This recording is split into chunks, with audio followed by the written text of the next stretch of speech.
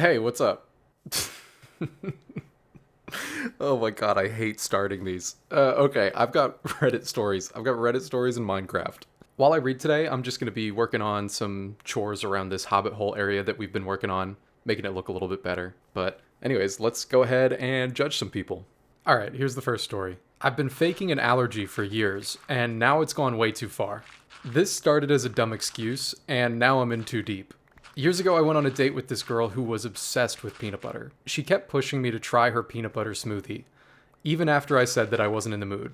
Instead of just saying no, I blurted out, "Oh, I can't. I'm allergic." Big mistake. She was super concerned, asked me a million questions, and I figured, whatever, I'm never gonna see her again. But then she introduced me to her friend group, and they all knew about my allergy. At that point, correcting it felt too awkward. Fast forward 6 years. Fast forward 6 years, I'm still friends with these people. My allergy is a known fact. They warn restaurants for me, they check ingredients. One of them even threw out a peanut butter cake that someone brought to a party just to be safe. The worst part? I love peanut butter. I eat it in secret. I have a stash at work. Once my best friend said, "Man, it must suck not knowing what a Reese's tastes like." And I just nodded solemnly. Now my girlfriend, who also believes I'm allergic, wants us to move in together, and she's super cautious about food. I'm terrified she'll find my peanut butter stash and think I've been lying to her. Which I have, for years. I have no idea how to get out of this. Do I fake a miracle recovery? A medical misdiagnosis? Or do I just keep the lie going forever? The first time I read this, I was just cracking up. Not because it's like super relatable, but like sometimes, everybody just tells those white lies sometimes to get out of stuff. And you just have that worry in the back of your head that it might spiral out of control. This is, I guess, a lesson in why you should just try to be as honest of a person as possible, because you never know what white lie you're going to tell. You're going to have to live for the rest of your life.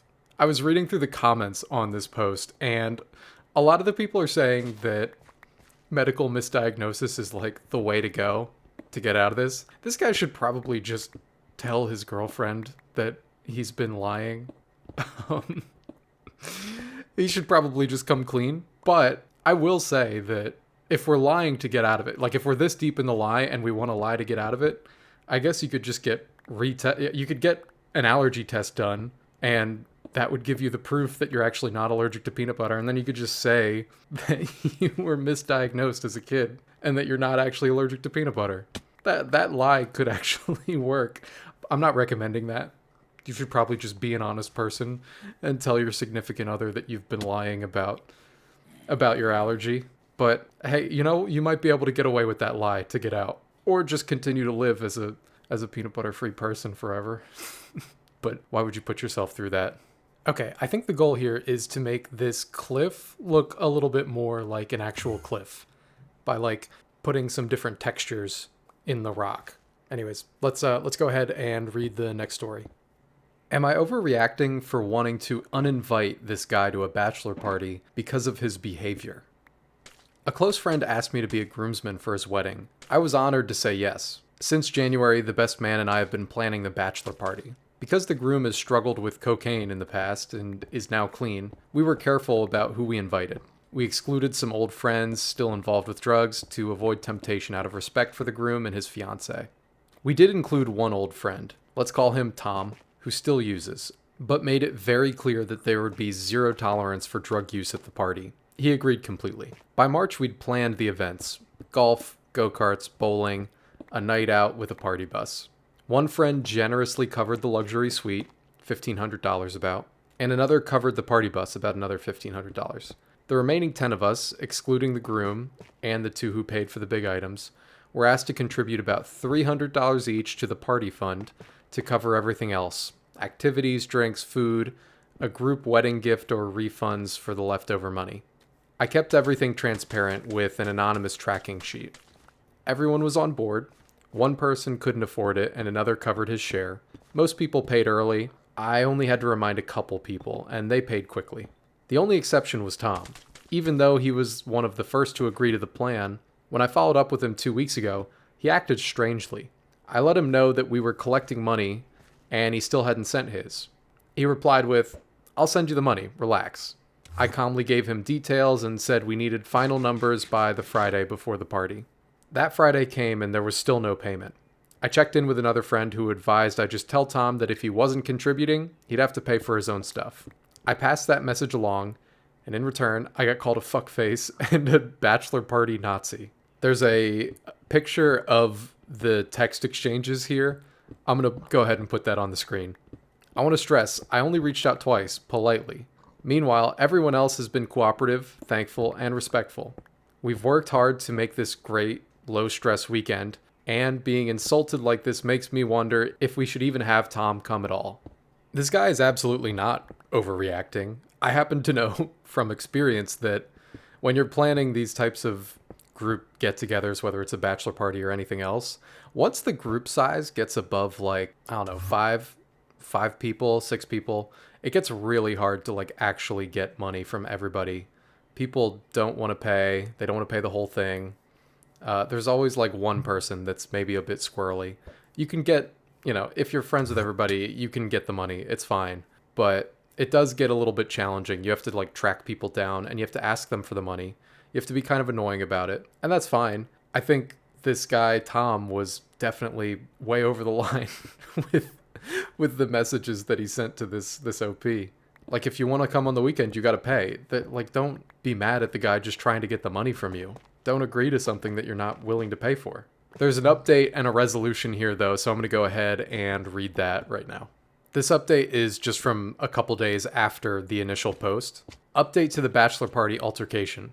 For those of you hoping for more drama, I'm sad to say that there isn't any. For those of you who are happy to see an amicable outcome, this will be right up your alley. I have high hopes that this will be the end of it. There's text messages here. I don't have a picture of them. I just have the transcript, so I'll read the transcript transaction between these two guys. The OP says, "Hey Tom, I wanted to reach out before the party to clear the air. I really appreciate you sending your part of the money, but I was honestly taken aback by the messages you sent when you did. I know chasing people for money isn't fun, and it wasn't my intention to nag or annoy. Just trying to make sure everything's squared away for the party. I'd like us to be able to enjoy the weekend without tension or bad vibes.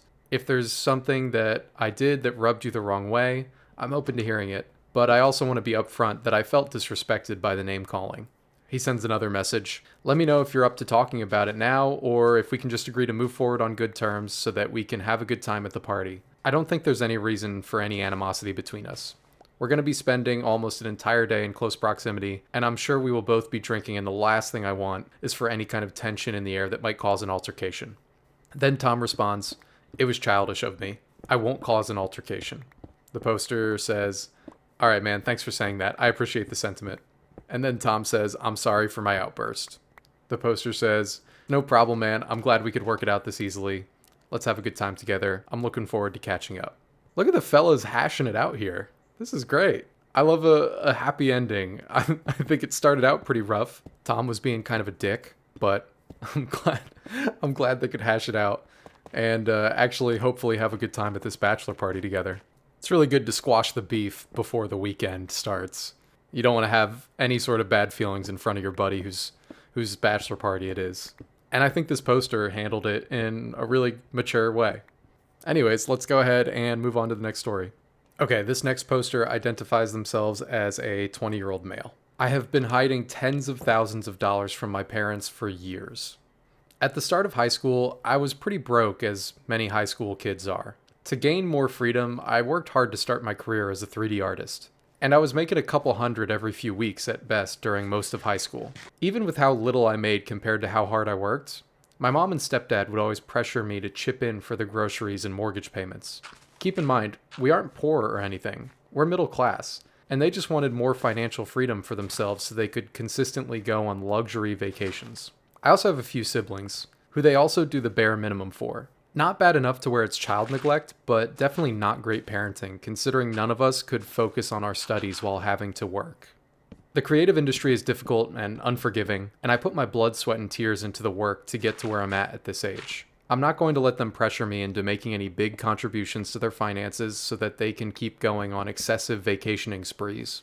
Only me and my girlfriend know how much I really make. I've been saving tens of thousands of dollars without anyone else around me knowing. One day they'll find out how much I have. but for now I will bide my time and take advantage of as little financial burden as possible. Once they do, I'll simply move out and be done with them. He adds a clarification here. Just to clarify, I do of course take care of my own expenses and my siblings, since I wouldn't want them to be overburdened like I was. I'm not pitching into the household bills because they don't deserve it. They are very, very much fully capable of handling everything comfortably if they just tone down their luxurious lifestyle. And I would just be reinforcing their irresponsible behavior by helping more. Get your bag, king. No, don't leave. I'm kidding. That's not how I talk. I'm kidding. I understand if other people feel differently about this one, but my initial reaction to this is that this guy doesn't really have any sort of obligation to give his parents any money or contribute to in any way to like these mortgage payments or whatever. It doesn't sound like his family's in any sort of financial trouble, so it's his money. He earned it himself. He worked really hard for it, and he should be able to do whatever he wants with it. This guy is 20 years old. He can make his own financial decisions, and if that means not giving money to his family, then absolutely, like, save it for yourself and your siblings. It's nice when you start making your own money to be able to help contribute to your family, but you don't need, like, there's no obligation to. I decided that this was another good spot for a hobbit hole here. I'm trying to figure out currently, like, what to make it look like, and having a lot of trouble. But let's go ahead and read another one. This next story is genuinely a little bit scary and insane. If you have any issues with domestic violence or stalkery, obsessive behavior, then I highly recommend you just skip over this one. I've got chapters in these videos, so you can just skip to the next story. This is one of those ones that's so crazy that you wonder if it's real, but we gotta read it. Okay, here it is. My boyfriend admitted he orchestrated our meet cute. This poster writes, I have no idea how I feel about what he told me. I want to think it's cute that he cared this much, but it's just coming off as creepy and I feel lied to. He got drunk because we were celebrating my successful first day at clinicals, and he ended up saying something along the lines of, could you believe we wouldn't be this happy if I hadn't watched you for so long? To which I was confused and didn't know what he meant. Well, I had worked at a local library for 2 years before we met, during college, and apparently he saw me there, but didn't actually talk to me. He would just watch me and listen in on my conversations with people I was checking out, and my coworkers to figure out what I liked. He then apparently followed me and found a coffee shop that I frequented. All this time I thought we had had a sweet first time meeting story. He accidentally bumped into me, apologized, and offered to buy me coffee for the trouble. He told me what he was ordering, and it was the exact same thing I always get, and I thought, wow, what an amazing coincidence. I joked that it was fate, and we spent like an hour talking over coffee. I feel so stupid. It was similar to a scene in a book that I had read and told my coworker I thought was cute. I'm just so frustrated and angry. I feel betrayed. Like, why would you do this? And how much of our 1.5 year relationship is a lie? Like, it sounds like he was stalking me. There's some edits here for clarifications. I'll read them right now. Just so we're all on the same page, I don't believe he was watching me the whole time I was working there. I think it was just the last 6 months or so before I actually met him.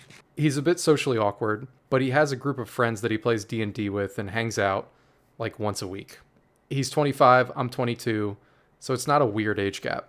I've never really considered him going through my phone weird because I basically let anyone look through my phone whenever. I'm not worried about anyone seeing anything. I've also never really been worried about my safety with him before, but I do know that he has anger issues and has gotten in trouble for getting into a few physical fights. So for those of you worried about me, I will be watching for any signs that I might have missed. I'm mainly just upset because I feel like our relationship was built on a lie, even if it was a smallish one. He also said he was interested in a lot of the same things that I was when we first met, and for a while he kept up with them, but lately he hasn't been keeping up with them at all, and now I'm wondering if he lied about those things too. I definitely need to have a conversation with him, and I'm driving home now, so I'll talk with him about it when I get there. Thanks for the feedback, folks. The amount of red flags here is wild. This definitely is creepy. I understand that it is difficult to go up to someone and get the courage to ask them out. But the way this guy went about it, at least the way it's being told, comes off as really weird and creepy. Like, he'd been watching her for a long time. He knew her order. That's all really strange. And like orchestrating the first time you meet someone is weird. This is weird. The more I'm thinking about it, the more I'm weirded out by it. But there's an update here that I will read, and let's read that before we make any judgments. This whole post is actually only from a couple days ago. So this update is from June 6th. Hey everyone, I know a lot of you have been worried about me and just wanted to let you know that I'm safe. Shit has definitely hit the fan, but at the moment I'm safe. First of all, no, I didn't make that last edit. My boyfriend went on my phone while I was showering and trying to figure out what I wanted to say to him about everything, and he found and edited my post. He then started yelling at me while I was in the shower about sharing it online and calling him creepy. At the same time, he was trying to guilt trip me and telling me that it was romantic, and he did it because he loved me. He literally read the last few comments out loud to me.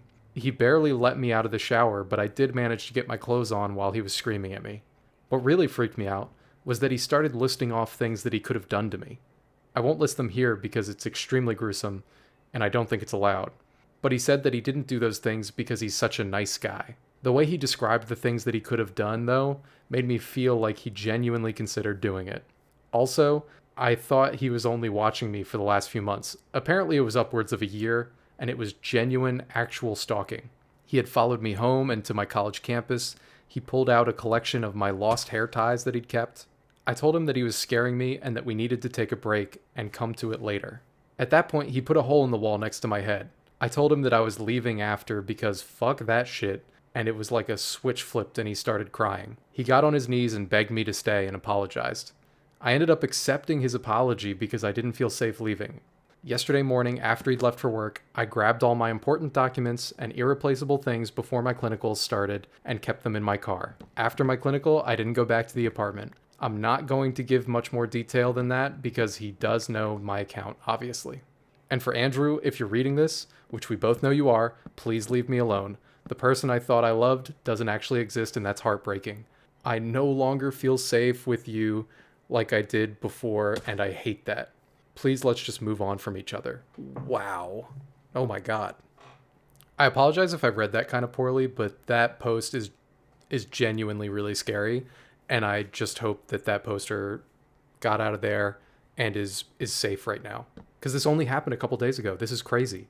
I found the edit that the boyfriend made to the initial post, which I missed initially and didn't read.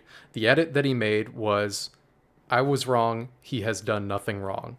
And he included that in the initial post. I guess while she was showering, he went onto her phone and included that. This is just insane behavior. And it's hard to imagine that, like, when you're in a happy relationship, that the person that you think that your significant other was just like a monster the whole time.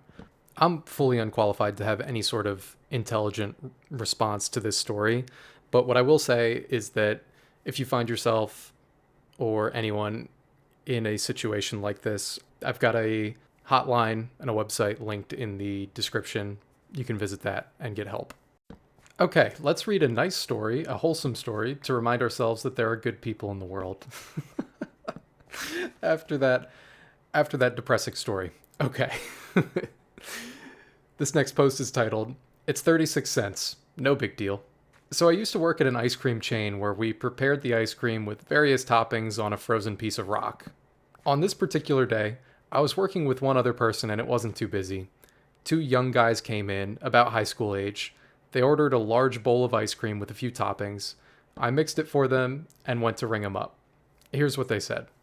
Me. Okay, so that'll be X amount of dollars. They said, okay, I have a gift card.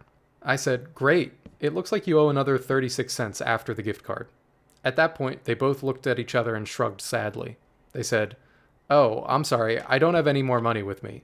Never mind. I said, oh, hey, it's cool. It's only 36 cents. I then take 36 cents out of the tip jar and I put it in the cash register. No big deal. They said, oh, wow, thanks. Then the two guys left. I thought that was that. It felt good to do something nice. But then the one guy came back several hours later. I saw him come in and went to the register to meet him. I said, oh, hey, you're back. Is there anything else? Before I finished, and without looking at me once or saying a word, He dropped a $20 bill in the tip jar and immediately turned and left. I was so shocked, and I just stared at him until he walked out of the door. It was pretty cool. It's always nice to see service workers getting treated well. People in the service industry get trampled all over all the time, as you know, if you work in the service industry. But that's just a nice story that I thought we should read. It's nice when you put good karma out into the world and then it comes back to you. But that's about it for this one. Let's move on to the next story. Wow, this sucks and I hate it. This is garbage. It's not that much better, but I like this a little bit more than the last one. I at least tried to make some custom trees here, which I haven't done before, but they look okay. Also, I just updated the game in between recording sessions, and I don't know what they did, but the game looks a lot better now. Or at least they've added a different kind of haze in the distance. I don't know if it comes through, but everything's looking great. And I'm liking the update so far. All right, here's the next one. I put the trash my coworker throws on the ground in her lunchbox. I work overnight outside. My job is easy and relaxing. I watch a lot of YouTube. Of course, it can't be completely perfect, and that's why my coworker Mary sucks. Mary looks 74, but is 54. She never really took care of herself and smokes multiple packs a day. Since we work around diesel fuels, she's unable to smoke on the job, so she chews multiple sticks of nicotine gum in the most obnoxious way. When she tosses the foil, she misses the bin 90% of the time, mostly because she can't account for wind speed. And if there's no bin nearby, she just drops it at her feet. She also will get multiple water bottles throughout the shift and take sips before forgetting about it and getting another one 30 minutes later. I usually find 12 to 16 all around our work area that are, at most, half empty. Mary is lazy, rude, uses her appearance of old age to get sympathy from our supervisor, so she usually never has to come back from her first break until after lunch. Needless to say, I don't like her. Since March, I've been picking up her little gum foils and going to the fridge and putting the foil in her lunchbox. The water bottles won't fit, so I just surround her lunchbox with them. The first few times she seemed confused when she would open it up and find 3 or 4 gum foils on top of her Tupperware, and then would drop them right on the ground in front of the fridge. I would then go place them back inside her lunchbox. The reason I'm confessing is because she now keeps her lunchbox in her car. The way this post was written was cracking me up. This poster seems like such a petty guy, but I mean, honestly, his coworker does seem pretty annoying. Just dropping trash on the ground is obnoxious, and he should probably just have a conversation with her about that, but I'm always for being a little bit petty. And I don't know, going into her lunchbox is wrong, but surrounding the lunchbox with used water bottles is really funny. I don't know. Sometimes you just have those coworkers that you just can't stand. Whatever. I feel bad for this guy having to deal with someone who's just kind of disrespecting the space like that. All right, I've decided for the rest of this video we're working on the interior of this hobbit hole. I like this one a lot, and I do need some overflow storage. I desperately need more storage, so this is going to be my storage room, I think. My wife listened to my call with my therapist and is upset with what she heard. Am I the asshole? I have a call with my therapist every Friday. My wife works from home. Last Friday, my wife and I were arguing. We haven't been getting along recently. I had a call with my therapist, and my wife stormed into the room once the call was done, saying I was a liar, and she would never talk about me in the way that I talked about her. We completely separated for the weekend, but have since resolved it.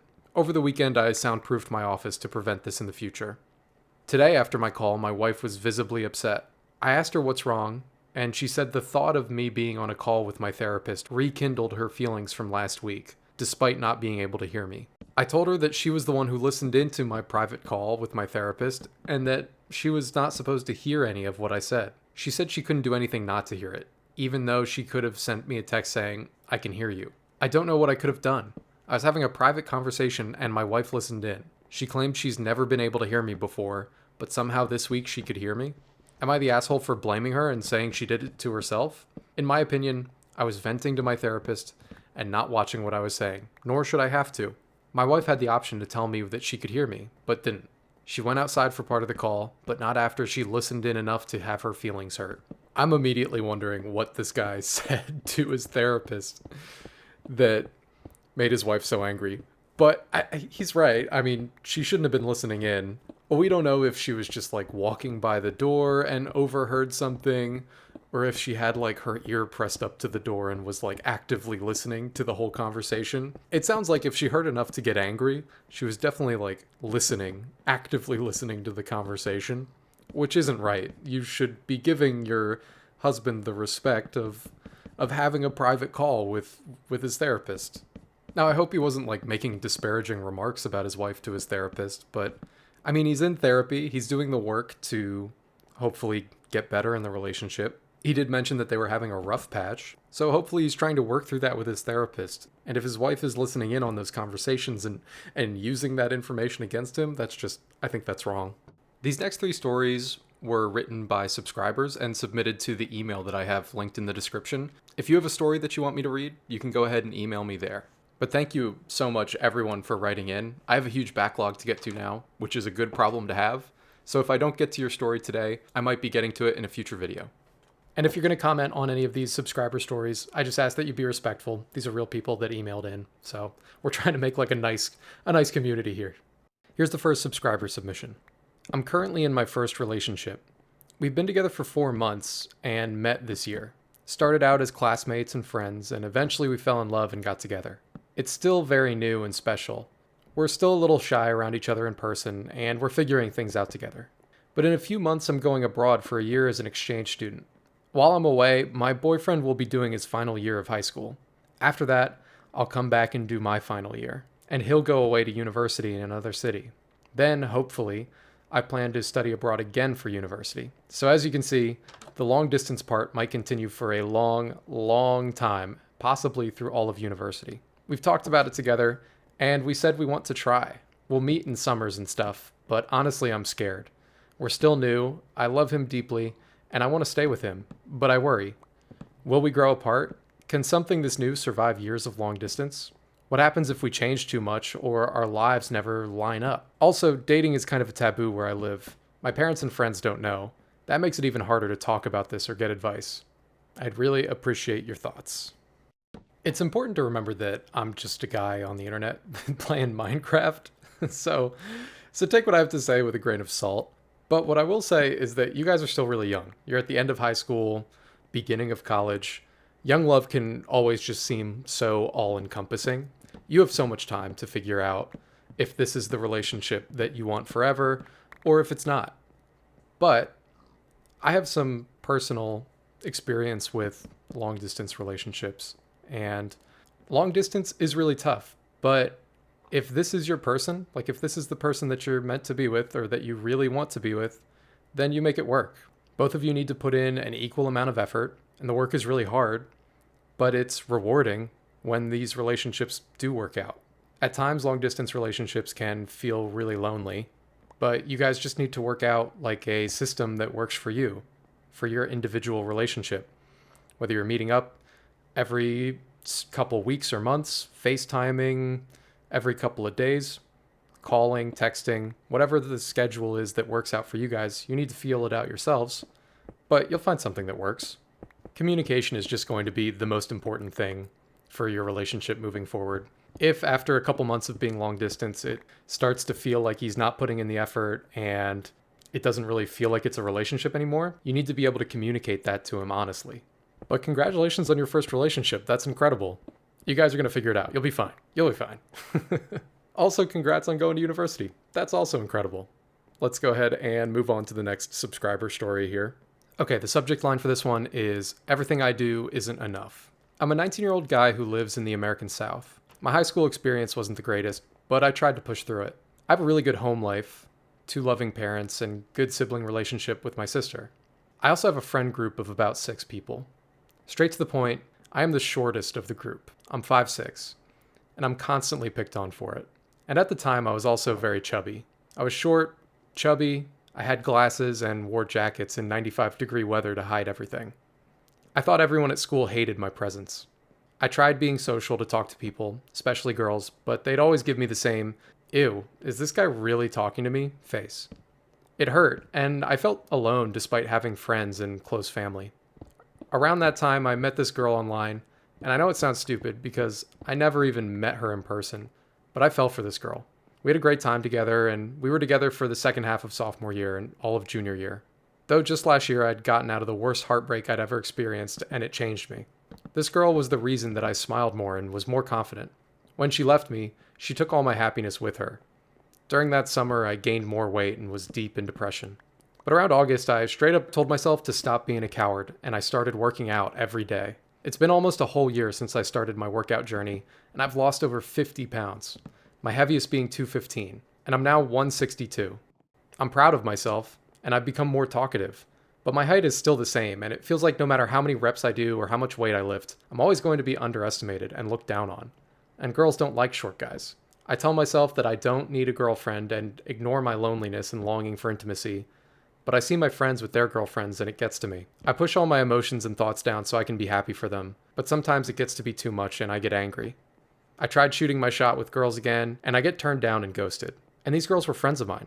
I thought I was finally doing good and being more open, but it all just went to shit. I tried to tell myself that I need to focus on things that I can change, but I can't help but think if I was taller, things would be different. I don't know. I just want people to respect me and think of me as just any other guy. I don't smile a lot anymore, and I push everybody away when things get rough. My family is starting to question if I'm okay, and I just push them away. It sucks, and if you have any advice or comments, please feel free to say them. Dude, congrats on dropping all of that weight and having a consistent workout routine. You know how long it took me to make a consistent workout routine? I just started last year. And even then, I'm not even that consistent with it. So the fact that you're doing this at 19 years old is amazing. You're going to be absolutely shredded.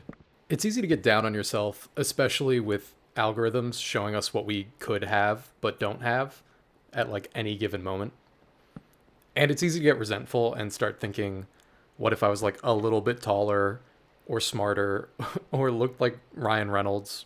But we have to work with what we got. And you got to work on things that you can control, like your mindset. It's hard work being a positive person when everything sucks, but people are attracted to confident positivity. And I'm not saying anything you don't already know. You already sound like a person that is willing to work hard to accomplish their goals, and you're way more disciplined than I ever was at your age. And you're young. There's so much time to meet someone. Just keep working on yourself, stay positive, and don't push your family away. They're just trying to help you. You know that. And also, stay away from that content that tries to get you to hate women just because you're like a little bit below average height. That stuff is actual poison. I think a lot of guys relate to your story, though. So thanks for writing in. Just be consistent and patient, and good things will come. You're going to be all right. Okay, let's move on to the next story here.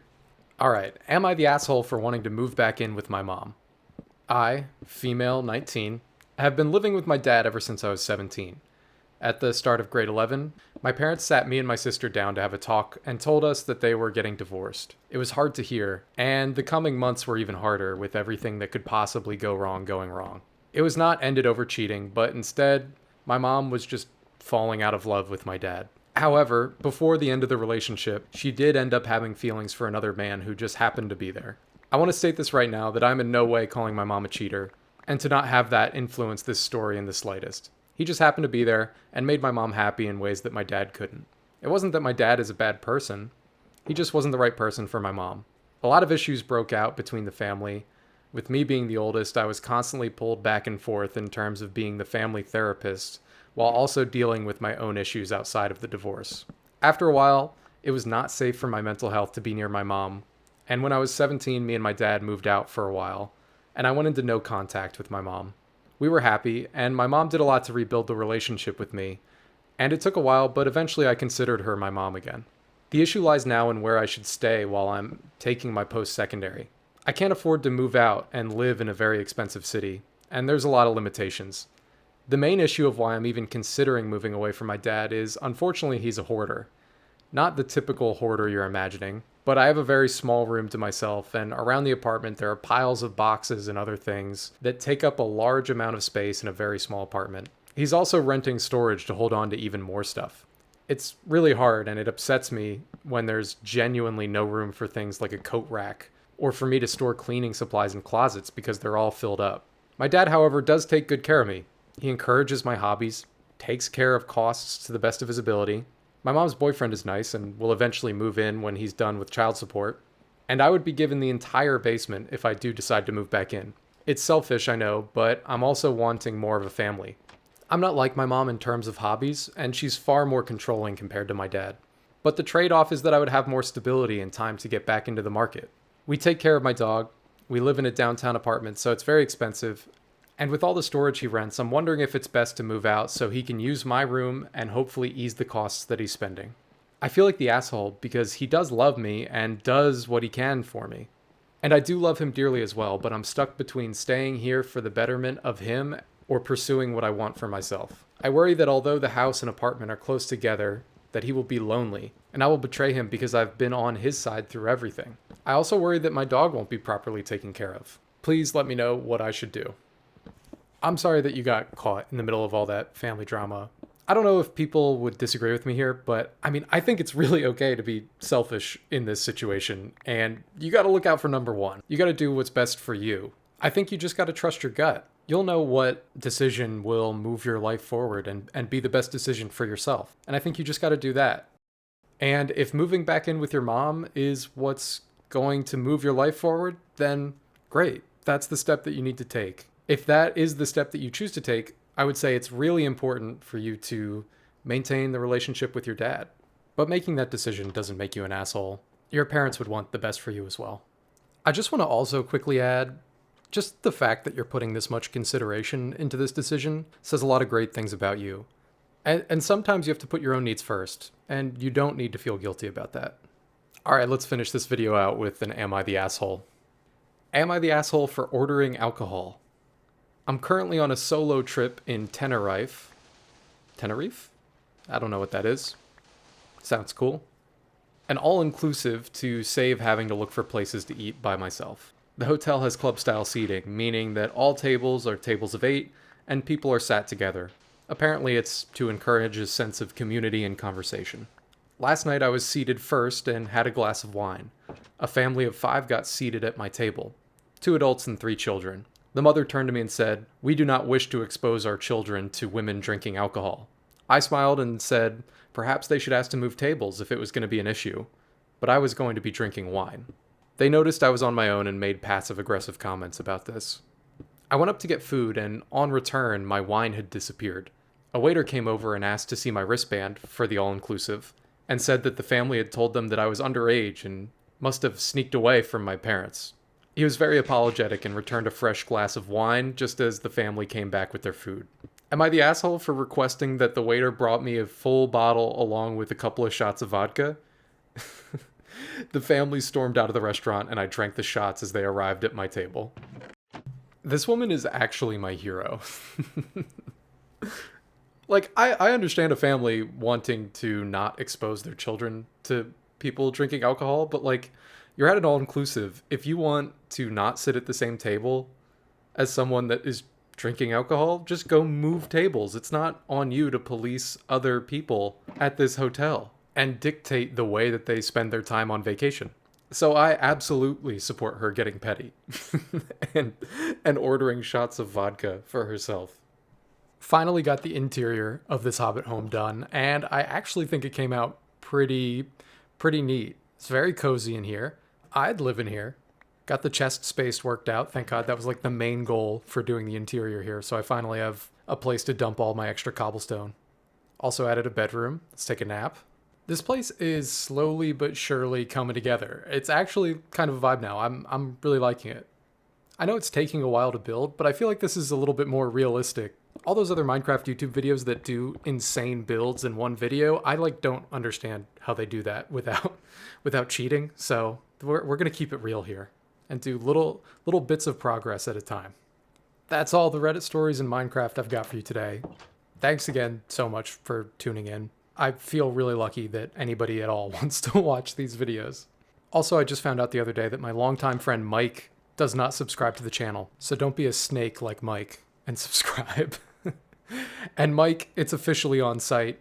You're dead to me.